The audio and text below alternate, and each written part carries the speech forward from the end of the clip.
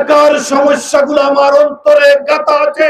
এখন শুধু সমাধানের চেষ্টা করা, আমাদের উন্নয়নের জন্য তারের শীষকে বিজয় লাভ করতে হবে।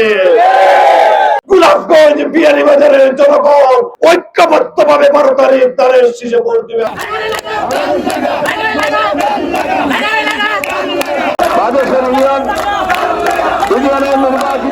প্রিয় বন্ধুগণ, আমি আপনাদের এলাকার একজন সন্তান। এই মাটিতে আমার জন্ম হয়েছে, এই মাটিতে বড় হয়েছে, এই মাটিতে দীর্ঘ 25 বছর যাবত এই মাটির ঘরে ঘরে আমি গিয়েছি, প্রতিটা গ্রামে গিয়েছি, প্রতিটা ইউনিয়নে গিয়েছি, প্রতিটা এলাকায় গিয়েছি। এই এলাকার সমস্যাগুলো আমার অন্তরে গাঁথা আছে। এখন শুধু সমাধানের চেষ্টা করা, সেই সমাধানের সুযোগ কি আপনারা করে দেবেন? প্রিয় বন্ধুরা, প্রিয় গোলাপগঞ্জবাসী, আপনারা আমাকে সমর্থন দিয়ে আমার নেতা তারেক রহমান, বেগম খালেদা জিয়া জীবিত থাকতে যিনি আমাকে নমিনেশন দিয়েছে, তাদের আস্থার প্রতিদান কি আপনারা দিবেন? আজকে আমরা বিএনপি পরিবার ঐক্যবদ্ধ। এই ঐক্যবদ্ধ বিএনপির সামনে কোন অপশক্তি কি দাঁড়াতে পারবে? এদেশের জনগণ আপনাদের দিকে চেয়ে আছে, ধানের শীষের দিকে চেয়ে আছে। সারা বাংলাদেশে ধানের শীষের জোয়ার তৈরি হয়েছে। আপনাদের সমস্ত নিয়ে ইনশাআল্লাহ আগামী দিন কে সরকার গঠন করবে বলেন তো? কে প্রধানমন্ত্রী হতে পারে?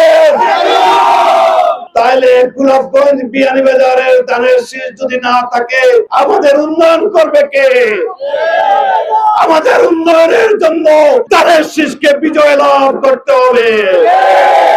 আমরা চাই আমার শরীফগঞ্জের রাঙ্গাইল থেকে বিয়ানীবাজারের লাউতারের গানপাড়, আমাদের আলীনগরের ফুলমলিক থেকে বাগার কারিকুনা গ্রসপুর পাগলকলা পর্যন্ত বিশাল এলাকা, লক্ষ লক্ষ মানুষ ধানের শীষের দিকে চেয়ে আছে।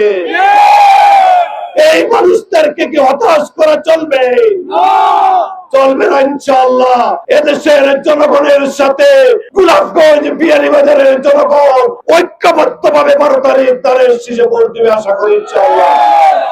প্রিয় বন্ধুগণ, আমাদের গ্যাস নাই। 92 সালে আমাদের নেত্রী বলেছিলেন গোলাপগঞ্জের একাডেমি মাঠে গোলাপগঞ্জ বিয়ানীবাজারের গ্যাস দিয়ে যা থাকবে তা বাইরে যাবে। কি বলেন নাই? আপনারা কি গ্যাস চান?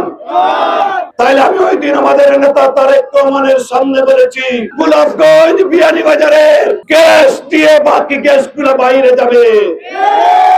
আমার এলাকার লোকজন কাজ পাবে, চাকরি পাবে, তার আগে অন্য কাউকে দেওয়া যাবে না। আপনারা কি চান সংসদে এইসব কথা বলতে? তাইলে হাত তুলে দেখা জনগণ চায় নাকি আপনাদের?